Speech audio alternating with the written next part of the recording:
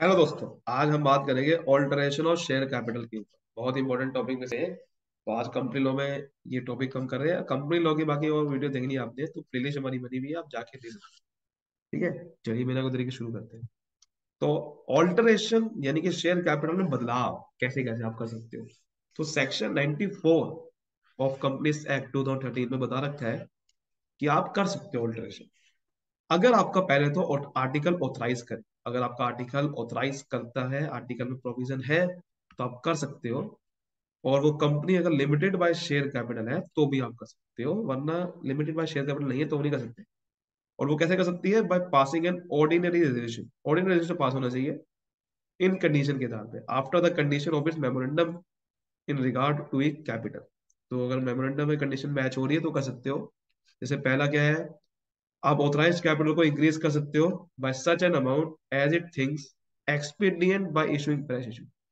मतलब एक्सपीडियंट का मतलब होता है रेमेडी, यानी कि वो अगर आपको लग रहा है कि फ्रेश इशू करके कोई उपाय निकलेगा, किसी सोल्यूशन निकलेगा कोई ना कोई प्रॉब्लम का, तो आप इंक्रीज कर सकते हो ऑथराइज्ड शेयर कैपिटल को। कोई दिक्कत वाली बात नहीं है। ठीक है।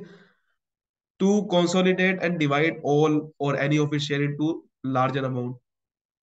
आप कंसोलिडेट कर सकते हो या डिवाइड कर सकते हो शेयर को बड़ी अमाउंट में। जैसे कि आपने एक शेयर की वैल्यू 100 की जगह, 10 की जगह मान लो 100 रुपए की कर दी, डिवाइड कर दी ना, छोटी छोटी शेयर कम हो जाएंगे लेकिन वैल्यू बड़ी कर दी, ताकि मार्केट में आप दिखाओ कि मेरा नाम है।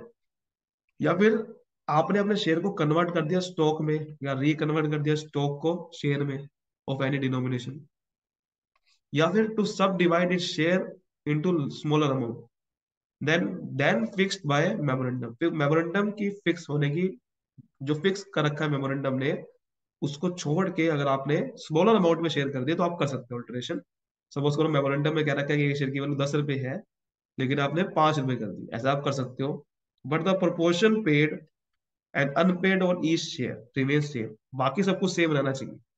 कि जो मान लो कि एक शेयर ने, मान लो कि एक बंदे ने एक शेयर पे 10 रुपए देने थे और उसने अभी 5 रुपए नहीं दिए, तो वो सब कुछ सेम रहना चाहिए। उसका प्रोपोर्शन आपको निकालना है, सब कुछ सेम रहना चाहिए।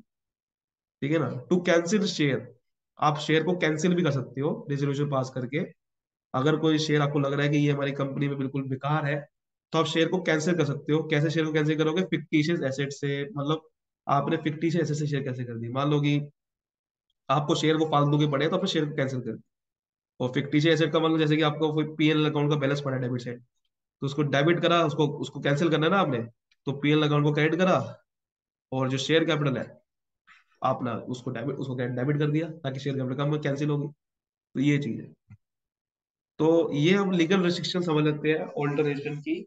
सेक्शन 61 में क्या बता रखा है, जो सेक्शन 61 बता रखा है लीगल रिस्ट्रिक्शन क्या क्या है।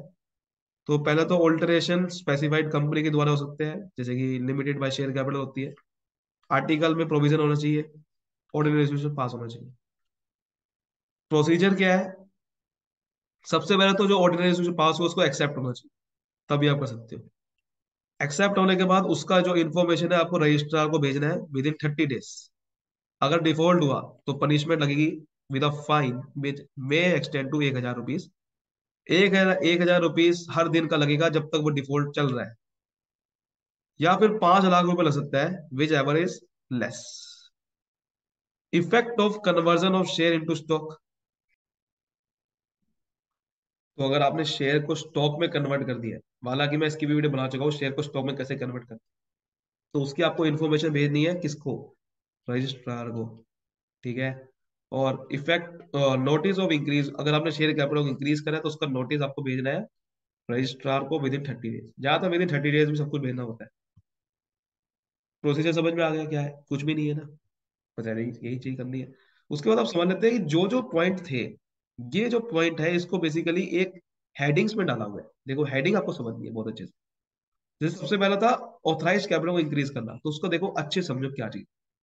तो company limited by authorise capital को इंक्रीज कर सकती है अगर आर्टिकल ऑथराइज करे विद इन 30 डेज के अंदर। लेकिन आपको पहले पासिंग रेजोल्यूशन पास करके आपको जो नोटिस है वो रजिस्ट्रार को फाइल करना पड़ता है। और रिसिप्ट ऑफ नोटिस में रजिस्ट्रार को रिकॉर्ड करना पड़ता है वो इंक्रीज। पहले तो आपको रेजोल्यूशन पास करना है कि भाई ये ऑथराइज कैपिटल को इंक्रीज करना है, फिर पास हो गया तो फिर आपको उसको रजिस्ट्रार को भेजना है 30 डेज के अंदर। फिर वो रजिस्ट्रार क्या करेगा, रिकॉर्ड में रखेगा, और also make any alteration which may be necessary in company memorandum. अगर उसको लगता है कंपनी मेमोरेंडम में चेंज करना पड़ेगा, आर्टिकल में चेंज करना पड़ेगा, उसको चेंज करेगा। अगर वो उसमें डिफॉल्ट करता है, अगर नोटिस में आपने नहीं भेजा, डिफॉल्ट करेगा नोटिस कंपनी, तो every officer of the company and every officer of the company जो डिफॉल्ट में है वो पनिशेबल होगा 500 रुपये per day during default condition. Section 97 में बता रखे हैं, ठीक है। तो 500 रुपये पर डे लगेगा आपको। तो ये रजिस्ट्रार को नोटिस भेजना बहुत जरूरी है। उसके बाद हमने समझा था कंसोलिडेशन और सब डिवीजन, उसके ना इतने सारे पॉइंट बने हुए थे। ये जो कंसोलिडेशन का देखो, एक ये पॉइंट है, और ये भी कंसोलिडेशन का पॉइंट है। इन दोनों का पॉइंट एक ही हेडिंग में है, क्योंकि एक में हम स्मॉलर अमाउंट में कन्वर्ट कर रहे हैं, एक में लार्जर में। तो देखो ध्यान समझो बात को। कंसोलिडेशन का मतलब is a process of combining share of smaller denomination.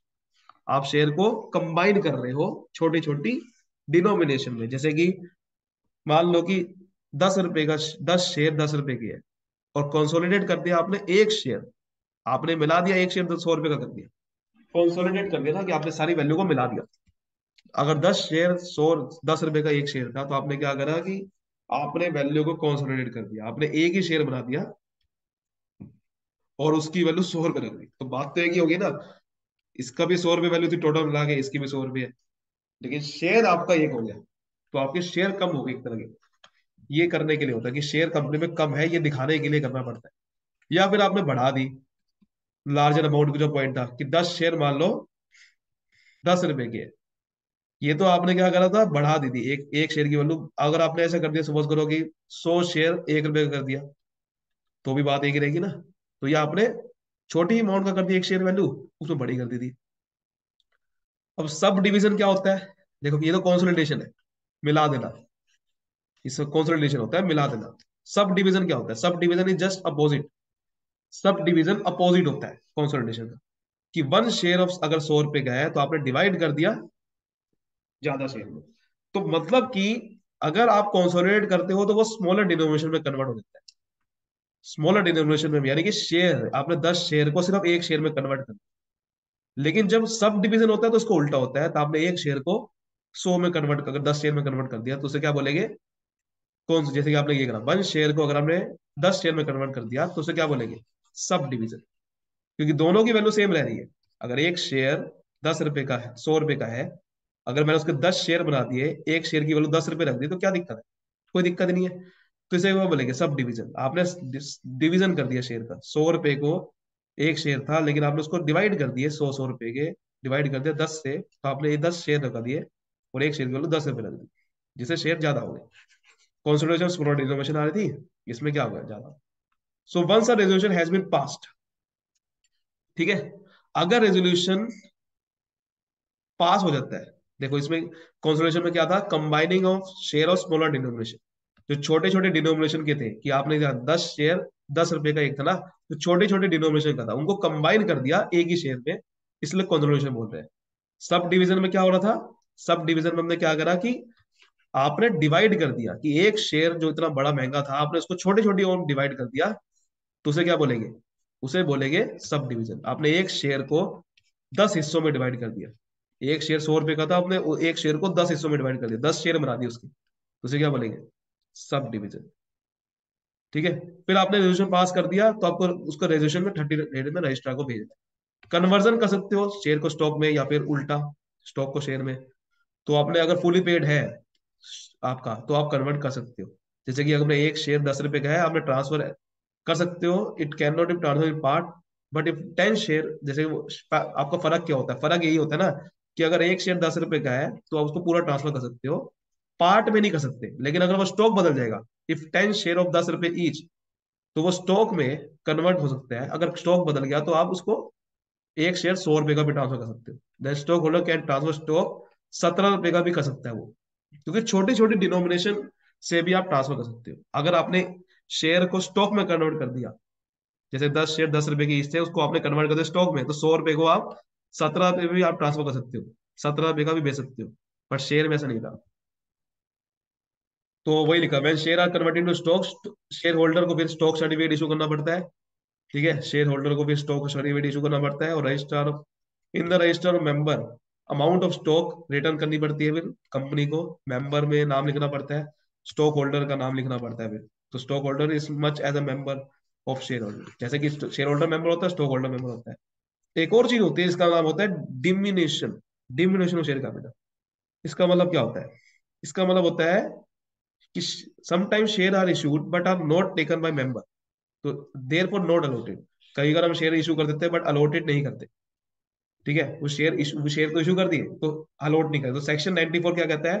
अगर आर्टिकल ऑथराइज करता है तो उसको शेयर को फिर कैंसिल कर सकते हैं। तो उस शेयर की कैंसिल करने की बात कर रहा था ये, कि उस शेयर को कैंसिल कर सकते हैं which on the date of passing of the resolution in this behalf, जो कि अगर टेकन नहीं करे गए तो उसको आप कैंसिल कर सकते हो। And diminish amount of share capital, फिर शेयर कैपिटल कम हो जाए, करना पड़ेगा, क्योंकि वो शेयर कैपिटल गलत दिखा रहा है। मान लो 5 लाख की दिखा रहा है, बट एक्चुअल में उसको 5 लाख मिले नहीं है, 4 लाख ही मिले हैं।